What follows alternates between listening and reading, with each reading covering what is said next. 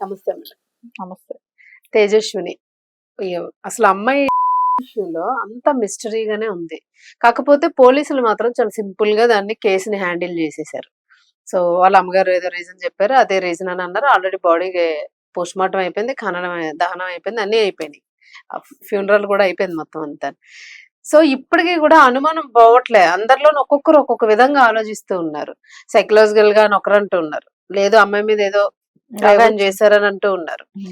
అసలు ఏ రకంగా తీసుకోవాలి? లేదు తల్లి ఇందులో తల్లి పాత్ర ఉంది. ఆవిడంతా మొత్తం నాన్ సింక్డ్ గా మాట్లాడుతూ ఉన్నారని. ఇప్పుడు వరకు లేని తండ్రి ఇప్పుడు వైజాగ్ నుంచి రావడం, ఆయన ఇంట్లో ఉన్నాడు. చక్కగా మందు గిందు కొట్టుకొని టీవీలో ఛానల్స్ పాటలు పెట్టుకొని ఎంజాయ్ చేస్తున్నారని కొంతమంది అంటూ ఉన్నారు. సో ఓవరాల్ గా చూసుకుంటే తల్లి మొహంలో కూడా ఎక్కడ బాధ గాని కన్నీళ్లు గాని ఏం కనిపించలేదు. అంత కూతురు పోతే జనరల్లీ మనం ఎంత డిప్రెస్ అయిపోయినా సరే ఏదో ఒక మాట అంటాం దానికి సంబంధించి. ఆవిడ అది కూడా మాట్లాడట్లేదు. అసలు ఎట్లా తీసుకోవచ్చు దీన్ని అసలు? నాకు అనిపిస్తుంది ఇంక వేరే పిల్లలు కూడా లేరేమో, ఒకతే కూతురు అనుకుంటా. ఏమో అది ఎవరు తెలియట్లేదు కూడా అది అసలు. బయట కూడా రాలేదు, డీటెయిల్స్ రావట్లేదు డీటెయిల్స్ అసలు వాళ్ళ రావట్లేదు. కానీ ఎందుకు పోలీస్ డిపార్ట్మెంట్ కూడా ఏ డీటెయిల్స్ కూడా బయట పెట్టట్లేదో అదే ఏంటో అర్థం కాలే. తెలియట్లేదు. ఇంకోటి, నిజంగా అమ్మాయి చచ్చిపోవాలి అనుకునేది అయితే, డిప్రెషన్ లో ఉండేది అయితే పరిగెట్టరు, ఎవరో తరుముతున్నట్టు పరిగెట్టరు కదా. ఆ, ఆడ మనం చూసే విజువల్స్ ఎట్లా ఉంది, తరుముతున్నట్టు పరిగెట్టింది. సరే అందరి తలుపులు కొట్టి నన్ను కాపాడండి కాపాడండి అని అయితే అడగదు. అవును. సో కూడా కాపాడమని ఎందుకు అడుగుతారు, అడగరు. సరే తన అంతా అంటే ఒక పిచ్చి, ఒక డిప్రెషన్ లో ఉండు, బట్టలు ఇప్ప తీసుకుందనో ఇంకోటి అని అనటానికి, ఆ అమ్మాయికి కూడా చీర చుట్టుకొని ఆలోచన ఉన్న అమ్మాయి అవును. ఎలా బట్టలు ఇప్ప తీసుకొని వెళ్తది? అవును. ఈ చిన్న లాజిక్ కూడా ఎందుకు పోలీసులు విస్మరిస్తున్నారో తెలియట్లేదు. సో ఏదో సంథింగ్ అక్కడ జరిగింది. ఇప్పుడు ఆ అమ్మాయి విగ్రహం తీసుకెళ్ళింది అని అంటున్నారు, ఆ విగ్రహం చెరువులో దొరకలేదు అని అంటున్నారు. ఆ అమ్మాయి తీసుకెళ్ళింది నిజమైతే చెరువులో దొరకాలి కదా, విగ్రహం దొరకాలి కదా. దొరకాలి కదా. సో దొరకలేదు అంటే ఆ అమ్మాయిని మధ్యలో ఎవరైనా ఆపారా? అమ్మాయి టెంపుల్ దగ్గర తీసుకుని ఇలా సైడ్ కి పరిగెట్టినట్టుంది కదా. ఇంకా అక్కడ నుంచి కెమెరా ఏం అక్కడే కెమెరా లేదు. మేబీ ఇటువైపు ఉన్న వాళ్ళు ఏమైనా అటు వెళ్ళి అమ్మాయిని ఏదైనా చేసి ఉండొచ్చు అనే అనుమానం కూడా వస్తుంది. ఇప్పుడు గుడి వెనక భాగం వైపు ఆ ఇంటి దగ్గర కూడా మెట్లు దిగేదో అవన్నీ సీసీ ఫుటేజ్ కూడా ఏం లేదు. వాళ్ళ ఫ్లాట్ లో అసలు లేదు, లేదు. కిందన పైన ఉంది. అది కూడా కాకుండా ఆ ఇల్లు ఒక్క రోజుకి అదేం పెద్ద 3000 ఇల్లు కూడా కాదు, 3500 అంట ఆ ఇంటికి. అంటే నెలకి వాళ్ళ 1,00,000 రూపాయలు. అమ్మాయి ఉద్యోగం చేసింది, ఇప్పుడు చేయట్లేదు అని అంటున్నారు. ఈ రకరకాల అనుమానాలన్నీ కూడా ఛేదించాల్సిందైతే పోలీసులు ఉన్నది, ఎందుకంటే ఉన్నది అనిపిస్తుంది. ఇప్పుడు అమ్మాయికి ఎవ్వరితో టచ్ లేకుండా అయితే ఎంతో అంత ఫ్రెండ్స్ ఉంటారు కదా, ఫోన్ ఉంటది, ఫోన్ ట్రేస్ అవుట్ చేయొచ్చు, ఫోన్ ట్రేస్ అవుట్ చేయొచ్చు. అమ్మాయి ఎవరినో అజయ్ అని పేరు పిలిచిందని అంటున్నారు. నన్ను ఏం చెయ్యొద్దు అజయ్, ఏం చేయకని అనిందని.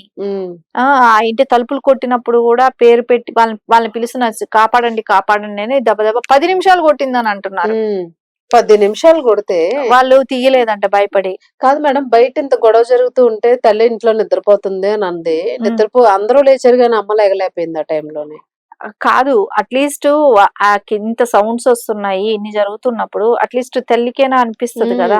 ఒకటి ఒకవేళ తలుపేసి ఉంటే ఎవరికో ఒకళ్ళకి, ఇరుగు పొరుగు వాచ్మెన్ ఎవరో ఒకళ్ళు ఉంటారు, ఫోన్ చేసి తలుపు తీయమనైనా అడుగుతారు, ఫోన్ చేసి అడుగుతారు కదా.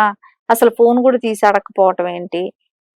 ఎవరెవరో వచ్చి మా ఇల్లు తలుపు కొట్టిందని చెప్పి, అదే ఇంటి కింద ఉన్న ఆవిడ చెప్తుంది, ఆవిడని పిలిచారంట, మా ఇల్లు కూడా వచ్చి తలుపు కొట్టింది బయట రమ్మని అడిగితే వాళ్ళు భయపడి తలుపు తీయలేదని అంటున్నారు.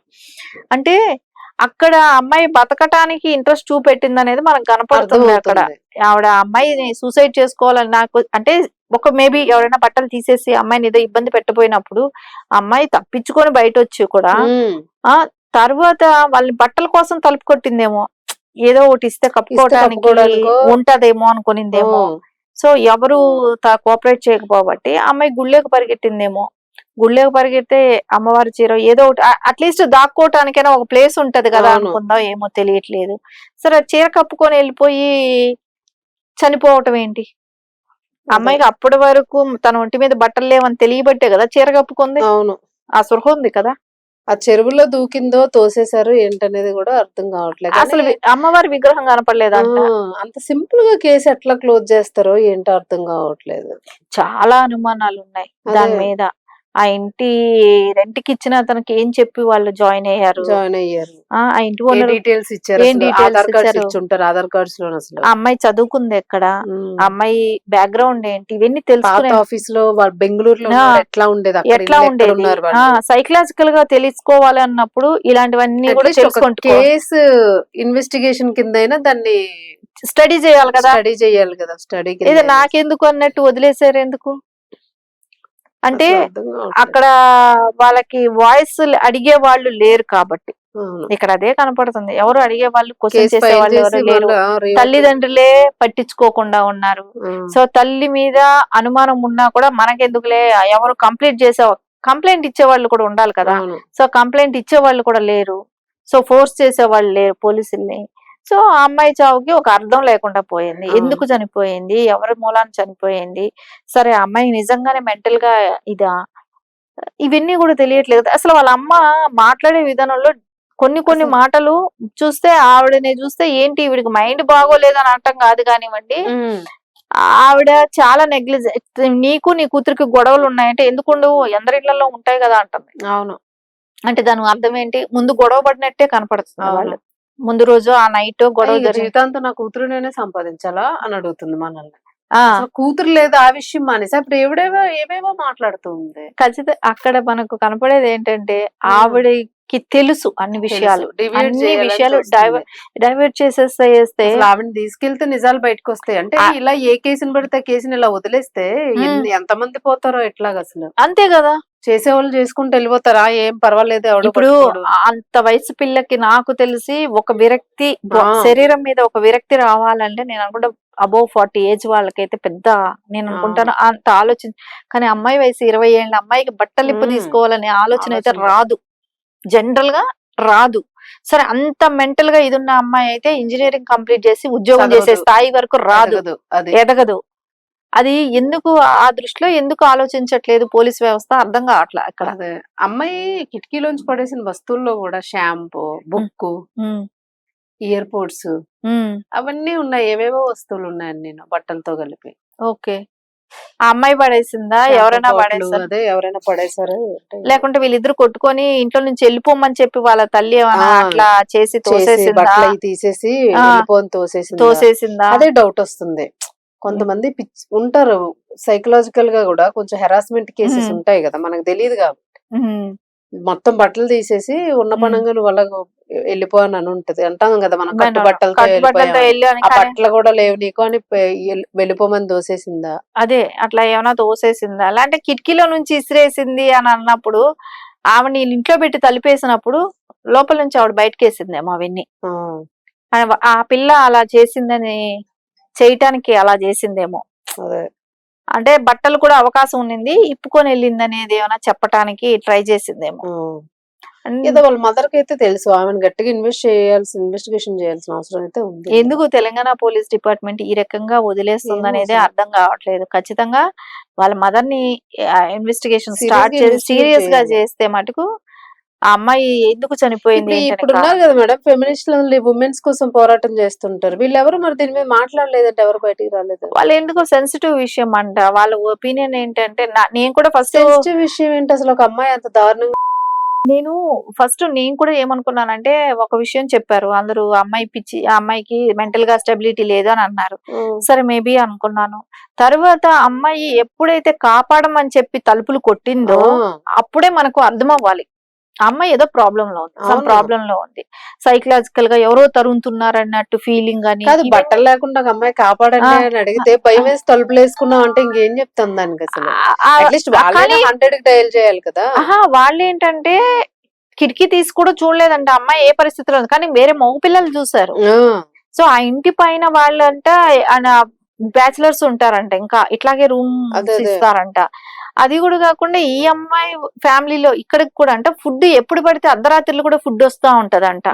ఎవరు వస్తుంటారు, ఎవరి కోసం ఫుడ్ వస్తుంటది? సో ఇవన్నీ చాలా డౌట్లు ఉన్నాయి అసలు. ఎప్పుడు ఆర్డర్స్ పెట్టుకుంటా ఉంటారంట ఫుడ్ ఐటమ్స్. సో ఎక్కడి నుంచి వస్తుంది? ఇవన్నీ డౌట్ క్వశ్చన్స్ ఉన్నాయి కదా, చాలా క్వశ్చన్స్ ఉన్నాయి. అమ్మాయి ఫోన్ ఏమైంది ఫస్ట్? అసలు ఫోన్ గురించి ఎవరు మాట్లాడట్లేదు. ఫోన్ లో తెలుస్తుంది కదా డీటెయిల్స్, కంపల్సరీ ఉంటది కదా. ఎందుకు ఇవన్నీ జరిగాయి? వాళ్ళ మదర్ ఫోన్ ఆ ఫోన్ అన్ని చూడాలి కదా. వాళ్ళ మదరు ఫాదరు అందరివి తీసుకొని చూడాలి. వాళ్ళ ఫాదర్ కైనా ఎప్పుడైనా టచ్ లోకి వెళ్ళిందేమో, ఇవన్నీ ఉంటాయి కదా. అసలు అజయ్ ఎవరో అర్థం కావట్లేదు. ఫస్ట్ అది కూడా ఇన్వెస్టిగేట్ చేసి ఏంటనేది ఇంకా చెప్పలే. ఖచ్చితంగా ఇప్పుడు దీని మీదైనా ఇప్పటికైనా కూడా చేయాలని డిపార్ట్మెంట్ కోరుకోవాలి. ఒక యాక్షన్ తీసుకుంటే బై ఫ్యూచర్ ఇట్లాంటివి జరగకుండా చాలా ఉంటాయి. వస్తాయి. లేకపోతే ఇప్పుడు చూడండి, దీన్ని ఎగ్జాంపుల్ తీసుకుని ఆ బట్టలు ఇప్పు తీసుకుని పోలీసు వాడు కూడా ఏం ఆ పిచ్చి పట్టించుకోడు. పట్టింది అనుకో పోయింది పిచ్చి అని అనేస్తే అంటారు, కేసు అయిపోతుంది. కొట్టేస్తారు, అయిపోయింది. ఒక వెరీ సీసీ సింపుల్. ఒక సీసీ ఫుటేజ్ దగ్గర అంటారు. కొంచెం క్లిప్పింగ్ కాలం దొరికితే చాలు, ఆ. పిచ్చెక్కింది వెళ్ళిపోయింది, వెళ్ళిపోయింది. ఏడో దూకి చచ్చిందో లేదంటే ట్రైన్ కింద వేస్తారో. పిచ్చెక్కిన వాళ్ళని ఎంతమంది చూడట్లేదు మేడం మనం.